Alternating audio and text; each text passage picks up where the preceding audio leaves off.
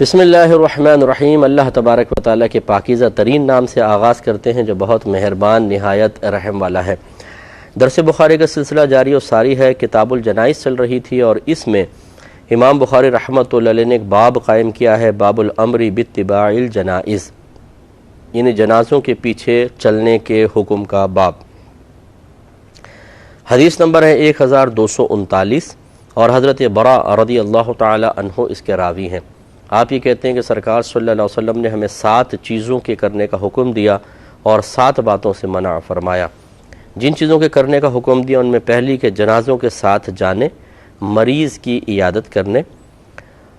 دعوت دینے والے کی دعوت قبول کرنے، مظلوم کی مدد کرنے، قسم پوری کرنے اور سلام کا جواب دینے کا حکم دیا۔ 7ویں جو اگلی ہے، لیکن یہاں تک میں اس لیے رک گیا ہوں کہ اس پر ہمارا کلام چل رہا تھا، سلام کا جواب دینا۔ تو میں نے آپ کو بتایا تھا کہ اگر کوئی ہمیں سلام کرتا ہے تو اور کانوں تک آواز پہنچے تو اس کا جواب دینا واجب ہوتا ہے، لیکن اس میں چند مسائل مزید بھی ہوتے ہیں۔ وہ مسائل یہ ہیں کہ اگر کوئی کافر ہمیں سلام کرتا ہے تو اس کو سلام کا جواب جو نبی کریم صلی اللہ علیہ وسلم سے منقول ہے وہ ہے وعلیکم، بس اتنا۔ اور وجہ اس کی یہ تھی کہ جو بعض یہود تھے، جب سرکار مدینہ منورہ تشریف لے گئے اور فوری طور پہ یہود کو نہیں نکالا گیا تھا، ان کے ساتھ باقاعدہ ایک معاہدہ تھا، تو وہ چونکہ دل میں تو بغض اور کینہ رکھتے تھے، مجبوری کے تحت معاہدہ کیا تھا،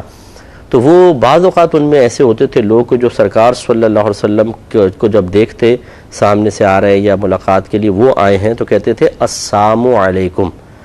معاذ اللہ ثم معاذ اللہ۔ اس کا مطلب ہے کہ اللہ تعالیٰ تم پر موت کو طاری کرے۔ تو نبی کریم صلی اللہ علیہ وسلم لغت یہود سے آگاہ تھے، تو آپ جواب میں فرماتے وعلیکم، یعنی اور تم پر جو۔ اور جب میری والدہ سیدہ عائشہ صدیقہ رضی اللہ تعالی عنہا نے عرض یا رسول اللہ یہ کیا کہتے ہیں، دیکھیں اس طریقے سے کہتے ہیں، ان کو سخت جواب دینا چاہیے۔ مضمون یہی ہے، انشاءاللہ آئے گا تو اس پہ ہم تفصیلی کلام بھی کریں گے، یہ حدیث آئے گی۔ تو میرے آقا صلی اللہ علیہ وسلم نے ارشاد فرمایا کہ عائشہ میں وعلیکم کہہ تو دیتا ہوں، ان کی دعا میرے حق میں قبول نہیں ہوگی لیکن میری دعا ان کے حق میں قبول ہوگی۔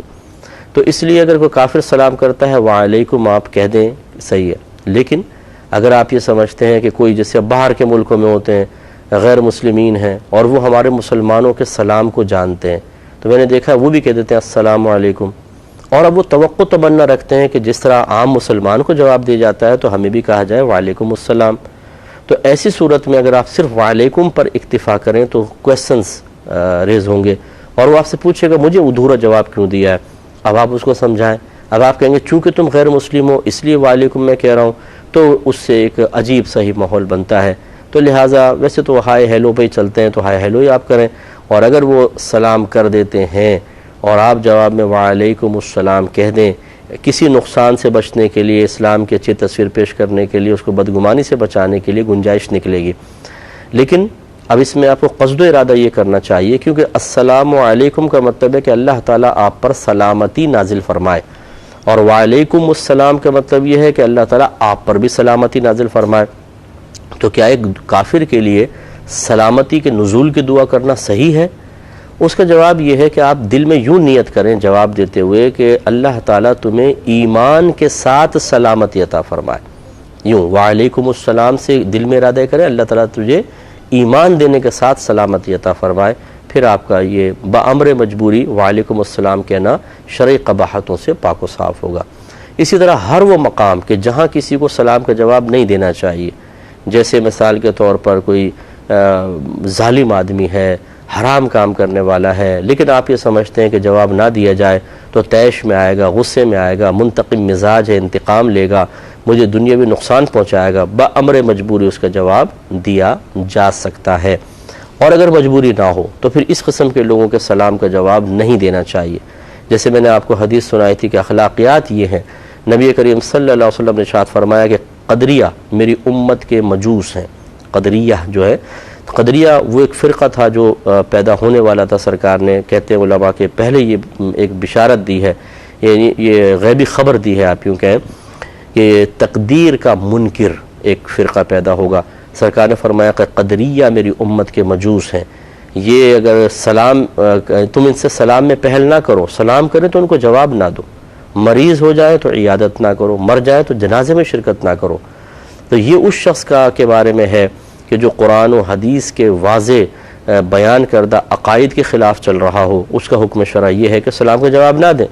لیکن اب ایک بامر مجبوری والی جو صورت آ جاتی ہے کہ کسی کے شر سے بچنے کے لیے تو بامر مجبوری، ورنہ نہیں کرنا چاہیے۔ ظالم کو سلام، حرام کام کرنے والے کو، اعلانیہ گناہ کبیرہ کرنے والے کو اجتناب کریں۔ خود میرے آقا صلی اللہ علیہ وسلم سے بعض معاملات میں سلام کے جواب میں تاخیر ثابت ہے، یعنی جب آپ کسی بات پر اظہار ناراضگی فرمانا چاہیں تو اگر کوئی سلام کرتا تھا سرکار چہرہ پھیر لیتے تھے، جواب نہیں دیتے تھے، جس سے اس کو احساس ہوتا تھا کہ سرکار ناراض ہیں۔ تو یوں ہو سکتا ہے کہ ہم کسی صحیح مصلحت کی بنا پر سلام کے آواز کو اپنے کان تک سنیں اور اس کا جواب نہ دیں تو گنجائش نکل سکتی ہے، لیکن وہی جیسے میں نے کنڈیشنز بتائیں ان میں سے کوئی ہونی چاہیے تو صحیح عذر کی بنا پر آپ جواب کو ترک بھی کر سکتے ہیں۔ اسی طریقے سے جیسے علماء نے لکھا کہ آپ نماز پڑھ رہے ہیں، اب تو سلام کا جواب نہیں دے سکتے، اگر کسی نے بے خیالی میں آپ کو سلام کر دیا، کانوں تک آواز بھی پہنچ گئی، تو نماز کی حالت آپ کو روکے گی، اس میں تو بلکہ جواب نہ دینا واجب ہے، جواب دیں گے نماز فاسد ہو جائے گی، ٹوٹ جائے گی۔ اسی طرح اگر آپ واش روم میں بیٹھے ہیں جواب نہ دیں، آپ کھانا کھا رہے ہیں، آپ پہ واجب نہیں ہے سلام کا جواب دینا، اس میں آپ بعد میں بھی دے سکتے ہیں۔ اسی طرح اگر آپ ذکر الہی کر رہے ہیں، کوئی سلام کرتا ہے، جواب دینا واجب نہیں ہے۔ آپ یوں تسبیح دکھا سکتے ہیں کہ میں ذرا یوں پڑھ لوں تو سمجھ جائے گا سامنے والا کہ ابھی وظیفے کے بیچ میں نہیں بولنا چاہ رہے۔ اسی طرح جو نماز کے انتظار میں لوگ بیٹھے ہوتے ہیں صفوف میں، تو ہمارے نبی کریم صلی اللہ علیہ وسلم نے ارشاد فرمایا کہ جو نماز کے انتظار میں بیٹھا ہو گویا کہ وہ نماز میں ہے۔ ان علماء نے فرمایا اس کو ویسے ہی ثواب ملنا شروع ہو جاتا ہے جیسے نماز پڑھنے کا ثواب، لیکن اس کے ظاہر کو بھی لیا ہے کہ جیسے سرکار نے فرمایا وہ گویا کہ وہ نماز میں ہے، تو نمازی کو سلام کرنا منع، تو جو نماز کے انتظار میں ہے اسے بھی سلام کرنا منع ہوگا۔